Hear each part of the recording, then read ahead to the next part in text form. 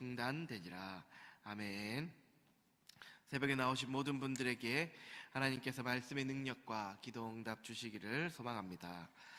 이 에스라 1장에서 6장은 스룹바벨의 주도하에 이루어진 제1차 포로 귀환과 예루살렘 성전 재건 기사를 기록하고 있습니다. 그리고 앞서 1장에서 3장은 포로에서 귀환한 이스라엘 백성들이 하나님께 대한 제사를 회복하고 7개월의 준비 기간을 거쳐 드디어 성전지대를 축조하였다는 긍정적인 사건들을 다루었습니다. 하지만 오늘 읽은 이 4장에서는 이 대적들의 방해 공작으로 인해 예루살렘 성전 및 성벽 재건이 중단되는 이 불행한 사건을 다루고 있습니다.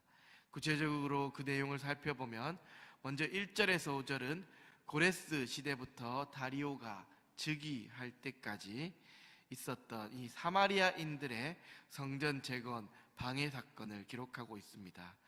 여기서 이 사마리아인들이라는 이 표현은 나오지 않지만 유다와 베냐민의 대적이라는 그 표현과 2절에서 아수르 왕 에살핫돈이 우리를 이리로 오게 하였다라는 그 표현을 통해 그들은 북이스라엘이 아수르에 의해 멸망한 후에 아수르 왕 에살핫돈이 북이스라엘 지역에서 이 원주민들을 몰아내고 그 지역에 이방인들을 정착시키는 이 식민 정책을 실시하여 생겨난 사람들임을 알 수가 있습니다.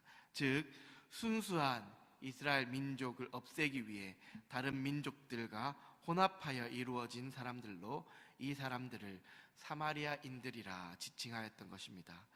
그러한 사마리아인들이 스룹바벨과 족장들에게 나와 이렇게 말하였습니다. 우리도 너희와 함께 건축하게 하라. 우리도 너희같이 너희 하나님을 찾노라. 우리도 하나님께 제사를 드릴 것이다. 그런데 스룹바벨과 족장들은 그들이 자신들과 상관없는 사람들로 취급하며 우리가 이스라엘의 하나님 여호와를 위하여 홀로 건축할 것이다 라고 말합니다. 그런데 어떻게 보면 이 하나님을 제사하는 민족이라 말하기에 같이 건축할 법도 한데 왜 스룹바벨과 족장들은 단호하게 이렇게 거절을 하였던 것일까요? 그것은 사마리아인들의 특징을 통해 알 수 있습니다. 이 사마리아인들은 여러 민족들이 함께 섞여 있는 민족이었습니다. 이것은 혈통적으로 이 순수성을 추구하는 이스라엘 민족에게 큰 문제였던 것입니다. 왜냐하면 이스라엘 민족은 오직 여호와 하나님 한 분만을 섬겨야 하는 선민인데 사마리아인들은 하나님도 섬기고 다른 이방신들도 숭배하는 민족이었기 때문입니다. 그래서 이스라엘 민족은 이 사마리아인들을 자신과는 전혀 상관없는 이방 민족이라 치부하였습니다. 이후에 나오는 신약의 기록에서도 알 수 있듯이 이스라엘 사람들에게 이 사마리아인들은 개취급을 당하는 민족이었습니다. 물론 예수님께서는 그러한 사마리아인에게도 구원을 베푸시기 위해 찾아가셨지요. 하지만 우리가 오늘 이 본문을 통해 알 수 있는 중요한 사실은 이 하나님을 믿는다라고 하면서도 다른 우상들도 섬기는 삶은 온전한 그리스도인이 될 수 없다라는 것입니다. 이 하나님과 물질을 둘 다 섬길 수 없다고 하나님께서는 분명히 말씀하셨지요. 지금 우리의 모습은 그런데 어떠합니까?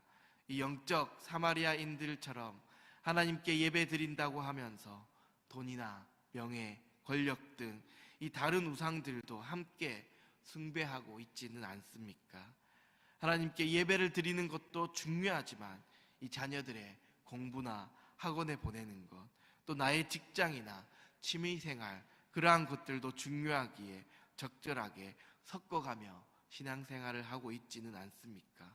오늘 이 스룹바벨과 이스라엘 족장들은 단호하게 이야기합니다. 너희는 우리와 상관이 없습니다.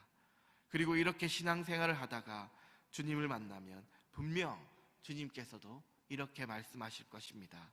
너는 나와 상관이 없다.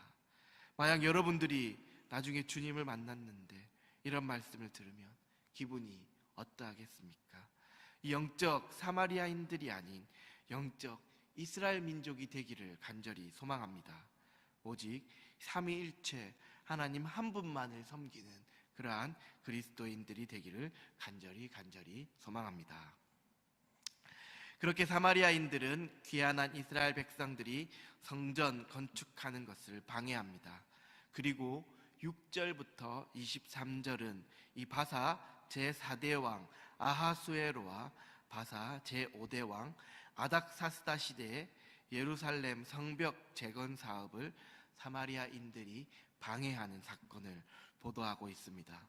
그런데 이 6절부터 23절의 내용은 사실 이 1장에서 6장까지 다루고 있는 1차 포로 귀환 후 성전을 재건하였던 스룹바벨 시대의 내용이 아닌 성전 재건 이후 느헤미야의 성벽을 재건하는 기간에 있었던 사건입니다.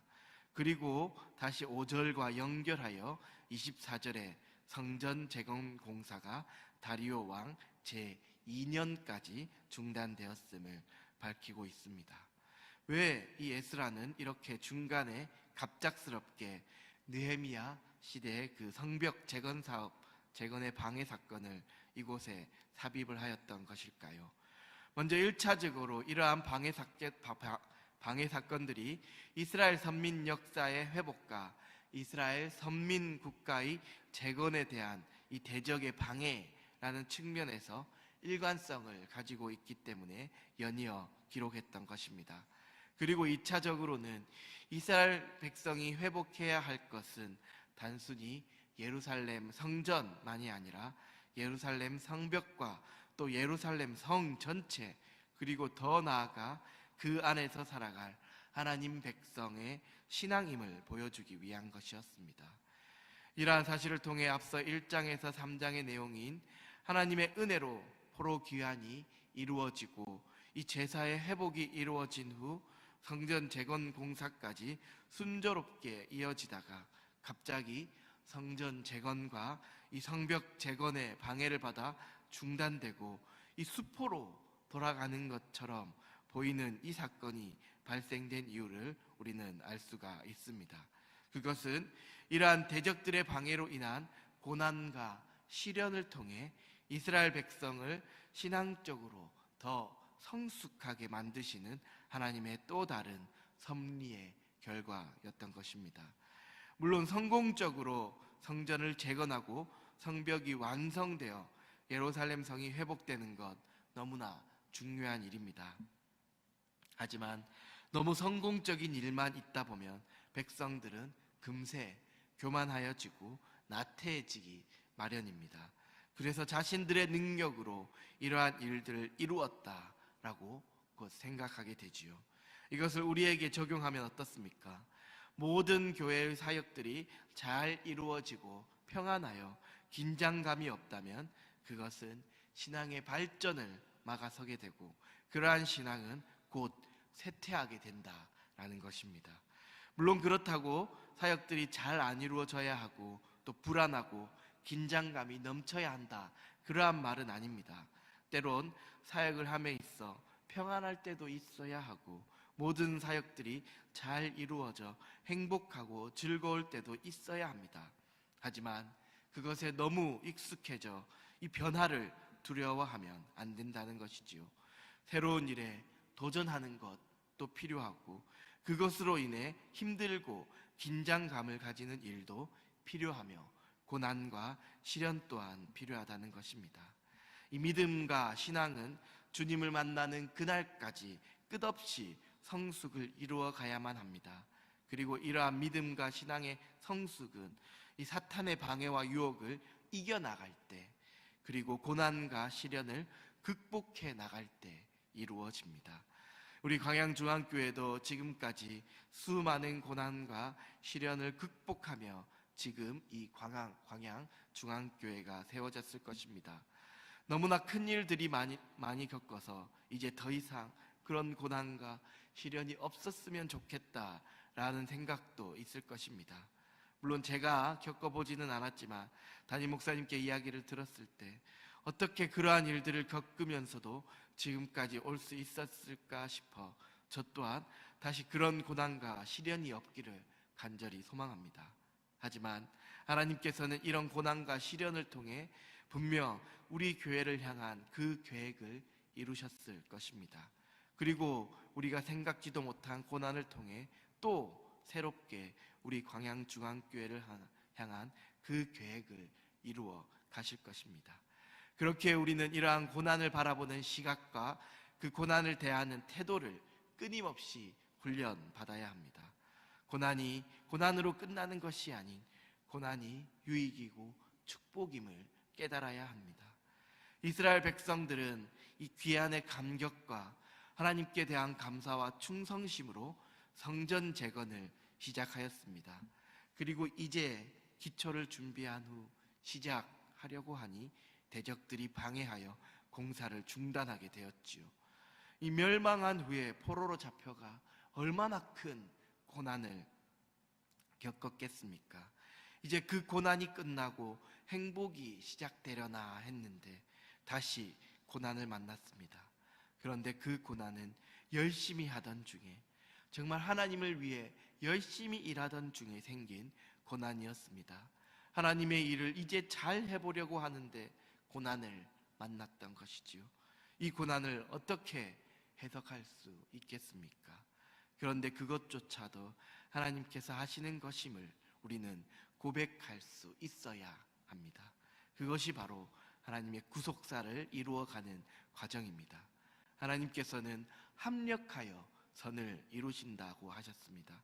이스라엘 백성들이 계속 승승장구하고 좋은 일들만 있었다면 그들은 자만하고 교만해져서 다시 하나님을 망각하고 우상을 숭배하며 자신들의 능력을 뽐내었을 것입니다. 이러한 대적들의 방해를 통한 고난을 겪음으로 그들은 더욱 하나님을 찾고 간구하며 믿음을 지키려고 발버둥치며 신앙의 성숙을 이루어 갔던 것입니다. 우리들도 마찬가지입니다. 계속 승승장구하고 좋은 일만 생기고 행복하기만 하면 결국 그것에 안주하게 되고 자만해지고 교만해져서 하나님이 아닌 다른 것들을 찾게 될 것입니다. 그래서 고난과 시련이 필요한 것이지요. 물론 이 고난을 반드시 겪어야만 한다라고 말하는 것이 아닙니다. 제가 여러분들에게 고난을 받으세요라고 저주하는 것도 아닙니다. 하지만 이 믿음의 여정에는 반드시 고난과 시련이 따르기 마련입니다. 그런데 하나님께서는 우리에게 감당치 못할 시련을 허락치 않으십니다. 이 고난과 시련을 피할 길도 주시고 또 감당할 능력도 주십니다. 그리고 그 여정의 끝에, 그 믿음의 여정의 끝에 말로 표현할 수 없는 그 축복을 예비해 놓으셨습니다. 여러분들 중 왜 나에게 이런 시련을 주시지? 나는 지금 열심히 하고 잘하고 있는데 왜 나에게 이런 고난을 주시지라며 원망하고 불평을 하는 분들이 계십니까? 말씀으로, 그 하나님의 말씀으로 그 시련과 고난을 해석할 수 있기를 간절히 소망합니다. 주님께서 여러분들을 향해 계획하신 그 일이 무엇인지 말씀으로 답을 찾을 수 있기를 소망합니다. 지금 겪고 있는 고난과 시련에 대한 그 답을 말씀으로 잘 찾아 해석하고 극복하여 주님께서 예배하신 그 큰 축복을 누리며 주님께 감사하는 우리 광양중앙교회 성도님들이 되기를 주님의 이름으로 간절히 축복합니다. 이 시간 기도하겠습니다. 사랑의 하나님, 오늘 말씀을 통해 영적 사마리아인들처럼 우상들과 함께 하나님을 예배하는 자가 아닌 영적 이스라엘 민족과 같이 오직 삼위일체 하나님만을 경배하며 섬기는 자들이 되게 하옵소서. 우리에게 주어진 고난과 시련을 통해 하나님께서는 우리의 믿음과 신앙의 성숙을 원하십니다. 오직 말씀으로 내 삶에 다가온 고난과 시련을 해석하게 하시고 하나님의 구속사를 이루어 가게 하옵소서. 오늘도 이 예배의 자리, 이 기도의 자리를 허락하신 주님께 감사드리오며 예수님의 이름으로 기도합니다. 아멘. 하늘에 계신 우리 아버지, 아버지의 이름을 거룩하게 하시며 아버지의 나라가 오게 하시며 아버지의 뜻이 하늘에서와 같이 땅에서도 이루어지게 하소서. 오늘 우리에게 일용할 양식을 주시고 남들을 용서하여 준 것 같이 우리 죄를 용서하여 주시고 우리를 시험에 빠지지 않게 하시고 악에서 구하소서. 나라와 권능과 영광이 영원히 아버지의 것입니다. 아멘. 이 시간 함께 기도하기를 원합니다.